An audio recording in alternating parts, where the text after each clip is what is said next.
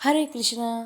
आज एकादशी तिथि पर मैं आप सभी को सुना रही हूँ गर्भ गीता पाठ। एकादशी व्रत में गर्भ गीता सुनने से महापुण्य फल की प्राप्ति होती है। तो आइए रसपान करते हैं गर्भ गीता पाठ। प्रेम से बोलिए हरे कृष्णा। श्री कृष्ण भगवान जी का वचन है कि जो प्राणी इस गर्भ गीता का सद्भावना से विचार मनन करता है सो पुरुष फिर गर्भवास में नहीं आता। अर्जुन कहने लगे, हे कृष्ण भगवान, यह प्राणी जो गर्भ विषय में आता है सो किस दोष के कारण आता है? हे प्रभु, जब यह जन्मता है तब इसको जरा आदि रोग लगते हैं, फिर मृत्यु होती है। हे भगवान, वह कौन सा कर्म है जिसके करने से जन्म मरण से रहित होवे? श्री कृष्ण भगवान कहने लगे, हे अर्जुन, यह मनुष्य जो है सो अंधा मूर्ख है और संसार के साथ प्रीति करता है। यह पदार्थ मैंने पाया है और वह मैं पाऊंगा, ऐसी चिंता इस प्राणी के मन से उतरती नहीं। 8 पहर माया को ही मांगता है। इन बातों को करके बार बार जन्मता है और मरता है। वह गर्भ विषय दुख पाता रहता है। अर्जुन कहने लगे, हे कृष्ण भगवान, यह मन हाथी की न्याय है, तृष्णा इसकी शक्ति है। यह मन तो 5 के बस में है, काम, क्रोध, लोभ, मोह और अहंकार। इन 5 में अहंकार बहुत बली है। ये कौन सा यत्न है जिससे मन बस में होए? वैसा ही मन रूपी हाथी को बस में करने के लिए ज्ञान रूपी अंकुश है। अहंकार करने से यह जीव नरक में पड़ता है। अर्जुन कहने लगे, हे भगवान, जो एक तुम्हारे नाम के लिए वन खंड में फिरते हैं, एक वैरागी हुए हैं, एक धर्म करते हैं, इनको कैसे जाने? जो वैष्णव है वे कौन है?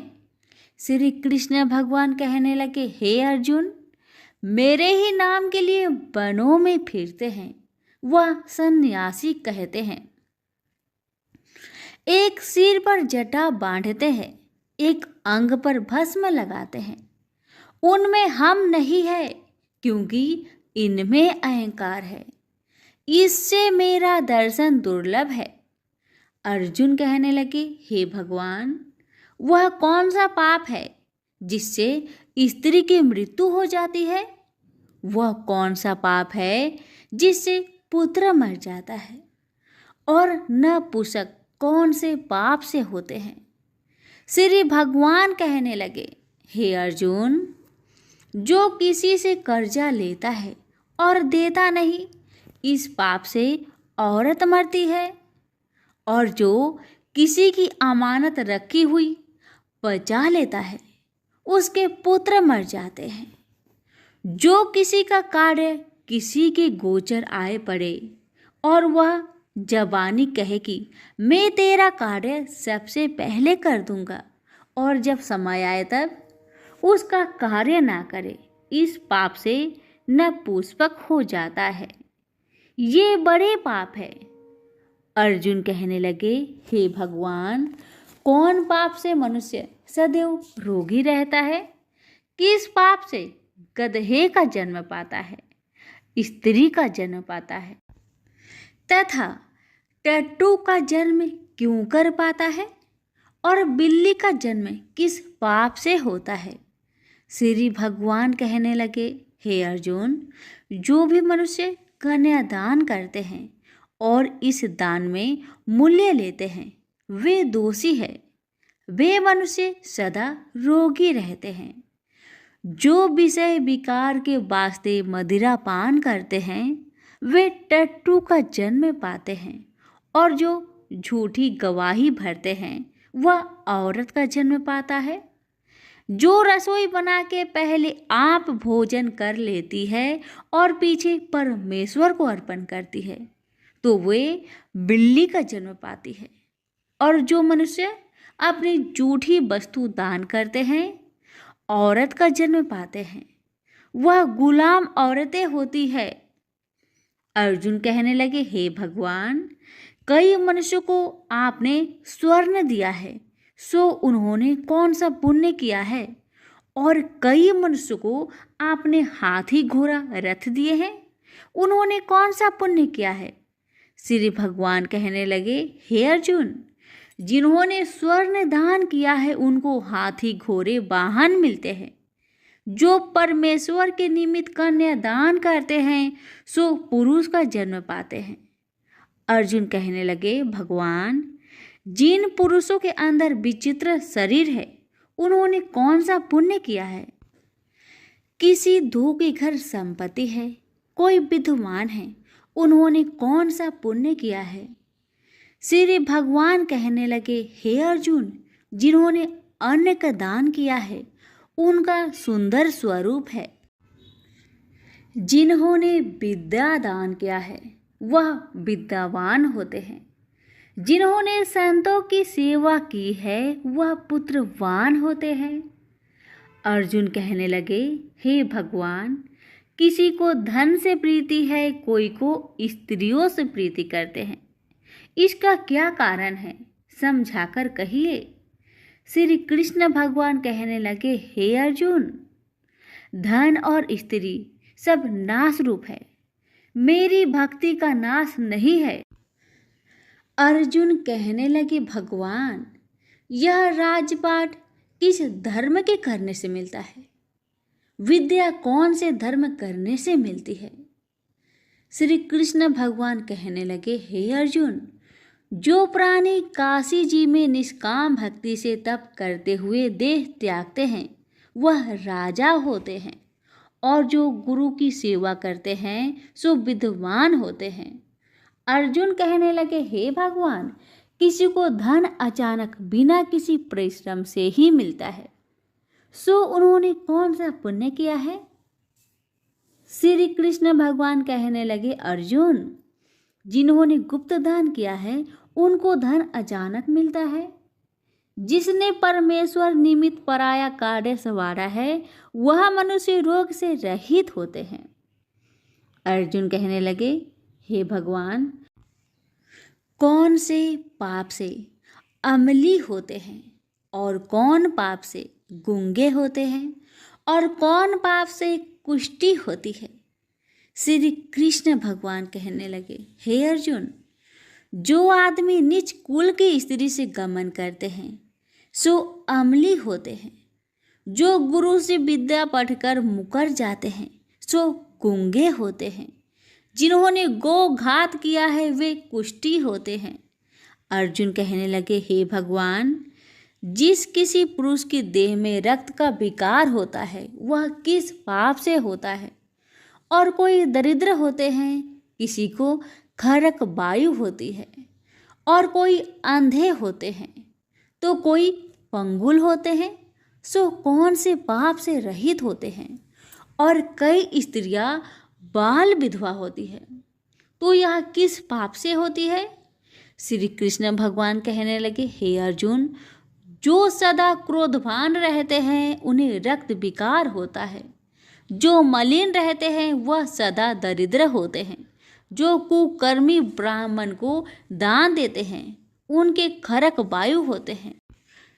जो पराई स्त्री को निर्वस्त्र देखते हैं, गुरु की पत्नी को कुदृष्टि करते हैं, सो अंधे होते हैं।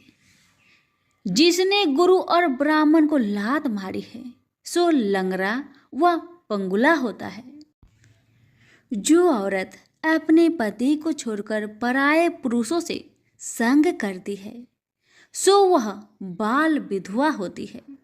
अर्जुन कहने लगे, हे भगवान, आप पर ब्रह्मा हो, आपको नमस्कार है। आगे मैं आपको संबंधी जानता था, परंतु अब मैं ईश्वर रूप जानता हूँ। हे पर ब्रह्मा, गुरु दीक्षा कैसी होती है, सो कृपा करके मुझको कहिए। श्री कृष्ण भगवान बोले, हे अर्जुन, तुम धन्य हो, तुम्हारे माता पिता भी धन्य हैं जिनके तुम ऐसे पुत्र हो। हे अर्जुन, सारे संसार का गुरु जगन्नाथ, विद्या का गुरु काशी, चारों वर्णों का गुरु सन्यासी है। सन्यासी उसको कहते हैं जिन्हें सबका त्याग करके मेरे प्रति मन लगाया है, सो ब्राह्मण जगत गुरु है। हे अर्जुन, यह बात ध्यान देकर सुनने की है। गुरु कैसा करे? जिसने सब इंद्रियां जीती हो, जिसको सब संसार ईश्वरमय नजर आता हो और सब जगत से उदास हो। ऐसा गुरु करे जो परमेश्वर को जानने वाला हो और उस गुरु की पूजा सब तरह से करे। हे अर्जुन, जो गुरु काम भक्त होता है और जो प्राणी गुरु की पूजा सब तरह से करे। हे अर्जुन, जो गुरु का भक्त होता है और जो प्राणी गुरु के सम्मुख होकर भजन करते हैं, उसका भजन करना सफल है। जो गुरु से विमुख है, उनको 7 ग्राम माड़े का पाप है। गुरु से विमुख प्राणी दर्शन करने योग्य नहीं होते। जो गृहस्थी संसार में गुरु के बिना है, चांडाल के समान है। जिस तरह मदिरा का भंडार हो, उसमें जो गंगा जल है सो अपवित्र है, इसी तरह गुरु से विमुख का भजन सदा अपवित्र होता है। उसके हाथ का देवता भी नहीं लेते, उसके सब कर्म निष्फल है। कुकर, शुकर, गंधर्व, काग, ये सब की सब योनियों में बड़ी खोटी योनि है। इन सब से यह मनुष्य खोटा है। जो गुरु नहीं करता, गुरु बिना गति नहीं होती, यह अवश्य नरक को जाएगा। गुरु दीक्षा बिना प्राणी के सब कर्म निष्फल होते हैं। हे अर्जुन, जैसे चारों वर्णों को मेरी भक्ति करना योग है, तैसे गुरुधार के गुरु भक्ति करना योग है। जैसे गंगा नदियों में उत्तम है, सब व्रतों में एकादशी का व्रत श्रेष्ठ है, वैसे ही अर्जुन, शुभ कर्मों में गुरु सेवा उत्तम है। गुरु दीक्षा बिना प्राणी पशु योनि पाता है। जो धर्म भी करता है सो पशु योनि में फल भोगता है, 84 योनियों में भ्रमता रहता है। अर्जुन कहने लगे, हे श्री कृष्ण भगवान, गुरु दीक्षा क्या वस्तु है? कृष्ण भगवान कहने लगे, हे अर्जुन, धन्य जन्म है तेरा जिसने यह प्रश्न किया है, तू धन्य है। गुरु दीक्षा के 2 अक्षर है, हरिओम। इन अक्षरों को गुरु कहता है। यह चारों वर्णों को अपनाना श्रेष्ठ है। हे अर्जुन, जो गुरु की सेवा करता है उस पर मेरी प्रसन्नता है। वह 84 से छूट जाएगा, जन्म मरण से रहित हो, नरक नहीं भोगता। गुरु की सेवा करता है, उसको कई अश्वमेघ यज्ञ के पुण्य का फल मिलता है। गुरु की सेवा मेरी सेवा है। हे अर्जुन, हमारे तुम्हारे संवाद को जो पढ़े सो गर्भ के दुख से बचेंगे, 84 कट जाएगी। इसी से इस पाठ का नाम गर्भ गीता है। श्री कृष्ण भगवान जी के मुख से अर्जुन ने श्रवण की है। गुरु दीक्षा लेना उत्तम कर्म है। उसका फल है कि नरक से वह 84 जीव से बचा रहता है। भगवान बहुत प्रसन्न होते हैं। सभी प्रेम से बोलिए, श्री कृष्ण भगवान की जय। श्रीमद् भगवद गीता पाठ 8वां अध्याय, महात्म्य सहित अक्षर ब्रह्म योग। यह अध्याय संक्षेप में कुछ महत्वपूर्ण शब्दों और अवधारणाओं का वर्णन करता है, जिनका उपनिषदों में विस्तार से उल्लेख किया गया है। इसमें यह वर्णन भी किया गया है कि मृत्यु के पश्चात आत्मा के गंतव्यों का निर्धारण किस प्रकार से होता है। देह का त्याग करते समय यदि हम भगवान का स्मरण करते हैं तब हम निश्चित रूप से उसे पा लेंगे। इसलिए अपने दैनिक कार्य को संपन्न करने के साथ साथ हमें सदैव उसकी विशेषताओं, गुणों और दिव्य लीलाओं का चिंतन करना चाहिए। जब हम अनन्य भक्ति से अपने मन को भगवान में पूर्णतया तल्लीन कर लेते हैं तब हम भौतिक आयामों से परे आध्यात्मिक क्षेत्र में प्रवेश करते हैं। तत्पश्चात इस अध्याय में भौतिक क्षेत्र में स्थित कुछ लोगों की चर्चा की गई है। इसमें बताया गया है कि सृष्टि के चक्र में ये लोक और पर निवास करने वाले असंख्य प्राणी कैसे इनमें प्रकट होते हैं और प्रलय के समय पुनः अव्यक्त हो जाते हैं। किंतु इस व्यक्त और अव्यक्त सृष्टि से परे भगवान का दिव्य लोक है। वे जो प्रकाश के मार्ग का अनुसरण करते हैं वे अंततः दिव्य लोक में पहुंचते हैं और फिर कभी नश्वर संसार में लौटकर नहीं आते। जबकि अंधकार के मार्ग का अनुसरण करने वाले लोग जन्म, रोग, बुढ़ापे और मृत्यु के अनंत चक्रों में देहांतरण करते रहते हैं। अर्जुन ने कहा, हे भगवान, ब्रह्म क्या है, अध्यात्म क्या है और कर्म क्या है, अधिभूत को क्या कहते हैं और अधिदेव किसे कहते हैं? हे मधुसूदन, अधियज्ञ कौन है और यह अधियज्ञ शरीर में कैसे रहता है? हे कृष्ण, दृढ़ मन से आपकी भक्ति में लीन रहने वाले मृत्यु के समय आपको कैसे जान पाते हैं? परम कृपालु भगवान ने कहा, परम अविनाशी सत्ता को ब्रह्म कहा जाता है। किसी मनुष्य की अपनी आत्मा को अध्यात्म कहा जाता है। प्राणियों के दैहिक व्यक्तित्व से संबोधित कर्म और उनकी विकास प्रक्रिया को कर्म या सकाम कर्म कहा जाता है। हे देवधारियों में श्रेष्ठ, भौतिक अभिव्यक्ति जो निरंतर परिवर्तित होती रहती है उसे अधिभूत कहते हैं। भगवान का विश्व रूप जो इस सृष्टि में देवताओं पर भी शासन करता है उसे अधिदेव कहते हैं। सभी प्राणियों के हृदय में स्थित मैं परमात्मा अधियज्ञ या सभी यज्ञों का स्वामी कहलाता हूँ। वे जो शरीर त्यागते समय मेरा स्मरण करते हैं वे मेरे पास आएंगे। इस संबंध में निश्चित रूप से कोई संदेह नहीं है। हे कुंती पुत्र, मृत्यु के समय शरीर छोड़ते हुए मनुष्य जिसका स्मरण करता है वह उसी गति को प्राप्त होता है, क्योंकि वह सदैव ऐसे चिंतन में लीन रहता है। इसलिए सदा मेरा स्मरण करो और युद्ध लड़ने के अपने कर्तव्य का भी पालन करो। अपना मन और बुद्धि मुझे समर्पित करो, तब तुम निश्चित रूप से मुझे पा लोगे। इसमें कोई संदेह नहीं है। हे पार्थ, अभ्यास के साथ जब तुम अविचलित भाव से मन को मुझ पुरुषोत्तम भगवान के स्मरण में लीन करते हो तब तुम निश्चित रूप से मुझे पा लोगे। भगवान सर्वज्ञ, आदि पुरुष, नियंता, सूक्ष्म से सूक्ष्मतम, सबका पालक, अज्ञानता के सभी अंधकारों से परे और सूर्य से अधिक तेजवान है और अचिंतनीय दिव्य स्वरूप के स्वामी है। मृत्यु के समय जो मनुष्य योग के अभ्यास द्वारा स्थिर मन के साथ अपने प्राणों को भोग के मध्यम स्थिर कर लेता है और दृढ़ता पूर्वक पूर्ण भक्ति से दिव्य भगवान का स्मरण करता है, वह निश्चित रूप से उसे पा लेता है।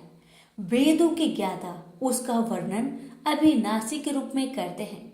महान तपस्वी ब्रह्मचार्य व्रत का पालन करते हैं और उसमें स्थित होने के लिए सांसारिक सुखों का त्याग करते हैं। मैं तुम्हें इस मुक्ति के मार्ग के संबंध में संक्षेप में बताऊंगा। शरीर के समस्त द्वारों को बंद कर मन को हृदय स्थल पर स्थिर करते हुए और प्राण वायु को सिर पर केंद्रित करते हुए मनुष्य को दृढ़ योगिक चिंतन में स्थित हो जाना चाहिए। जो देह त्यागते समय मेरा स्मरण करता है और पवित्र अक्षर ओम का उच्चारण करता है वह परम गति को प्राप्त करेगा। हे पार्थ, जो योगी अनन्य भक्ति भाव से सदैव मेरा चिंतन करते हैं उनके लिए मैं सरलता से सुलभ रहता हूँ, क्योंकि वे निरंतर मेरी भक्ति में तत्लीन रहते हैं।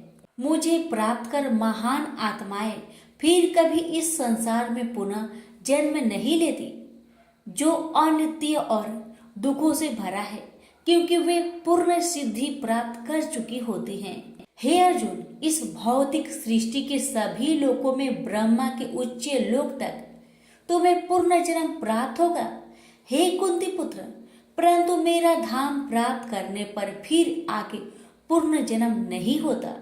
1000 चक्र के 4 युग महायुग का ब्रह्म का कल्प एक दिन होता है और इसकी अवधि की उसकी एक रात्रि होती है।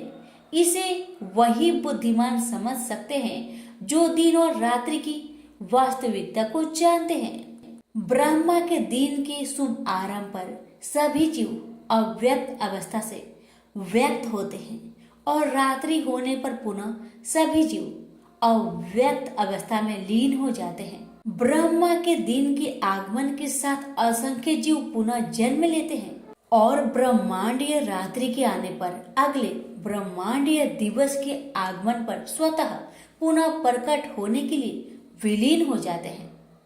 व्यक्त और अव्यक्त सृष्टि से परे अन्य अव्यक्त स्वास्थ्य आयाम है। जब सब कुछ विनष्ट हो जाता है किंतु उसकी सत्ता का विनाश नहीं होता। यह अव्यक्त आयाम परम गंतव्य है और इस पर पहुंचकर फिर कोई नश्वर संसार में लौट कर नहीं आता। यह मेरा परम धाम है।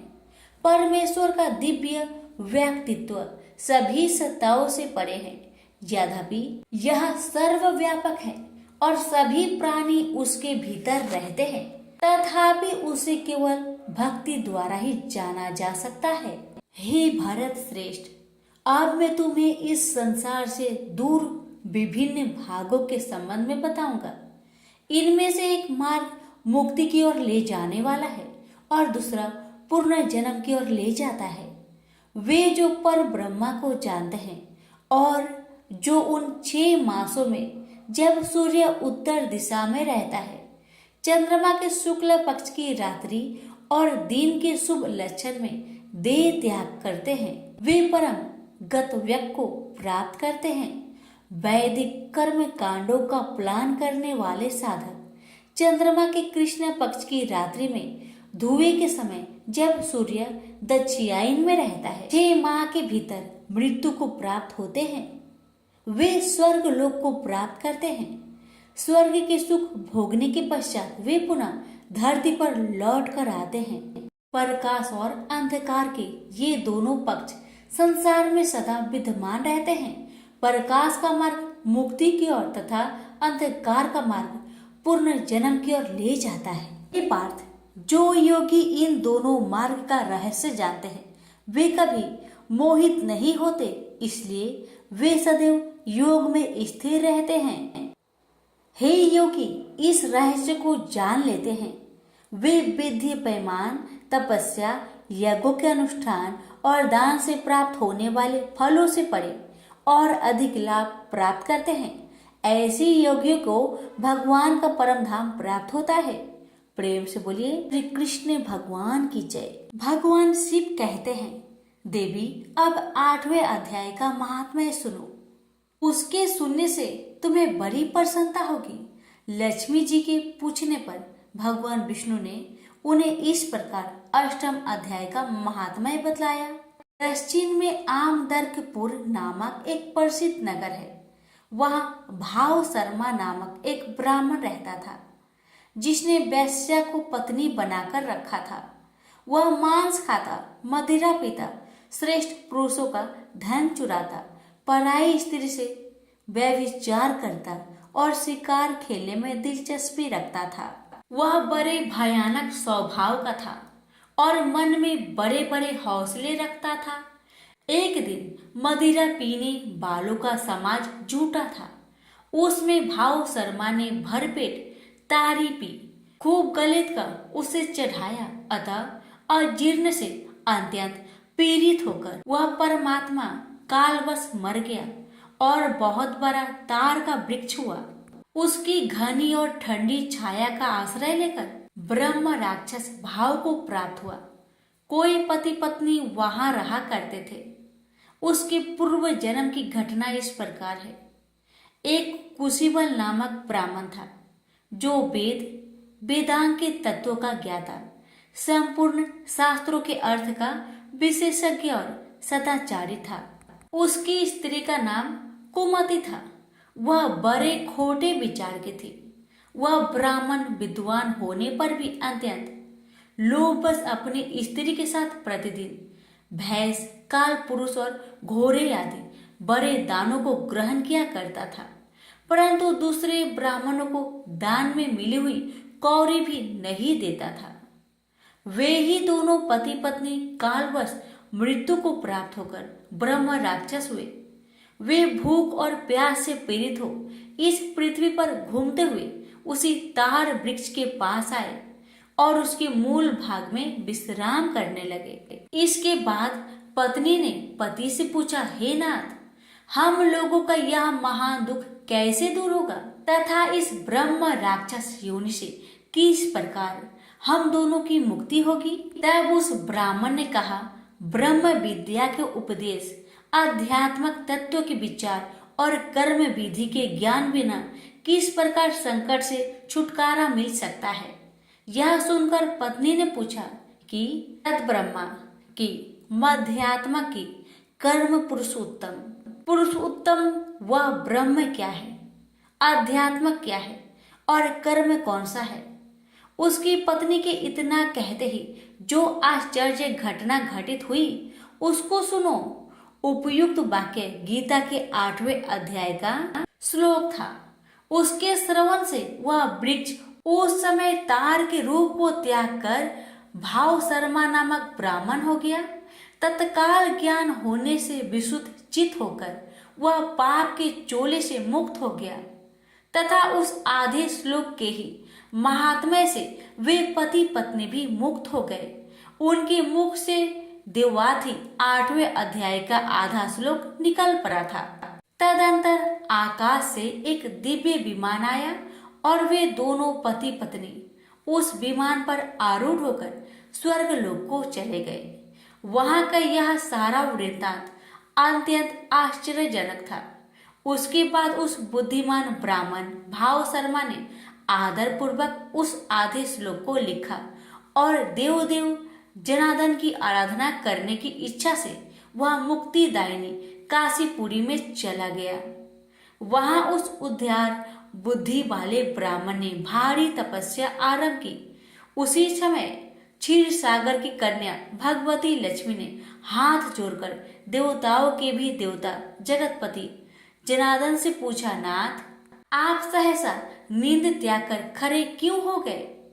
श्री भगवान बोले, देवी, काशीपुर में भी भागीरथी के तट पर बुद्धिमान ब्राह्मण भाव शर्मा मेरी भक्ति रस से परिपूर्ण होकर अत्यंत कठोर तपस्या कर रहा है।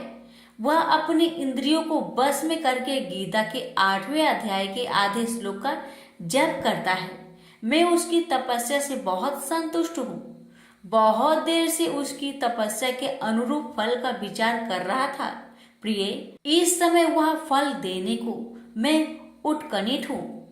पार्वती जी ने पूछा, भगवान श्री हरि सदा प्रसन्न होने पर भी जिनके लिए चिंतित हो उठे थे, उस भगवत भाव शर्मा ने कौन सा फल प्राप्त किया है? श्री महादेव जी बोले, देवी, द्विज श्रेष्ठ भाव शर्मा प्रसन्न हुए। भगवान विष्णु के पार्षद को पाकर अत्यधिक सुख को प्राप्त हुआ तथा उसके अन्य वंशज भी जो नरक यातना में पड़े थे, उसी के शुद्ध कर्म से भागवत धाम को प्राप्त हुई। पार्वती, यह 8वें अध्याय का महात्म्य थोड़े में ही तुम्हें बताया है। इस पर सदा विचार करते रहना चाहिए। प्रेम से बोलिए उमापति शंकर भगवान की जय, लक्ष्मी नारायण की जय।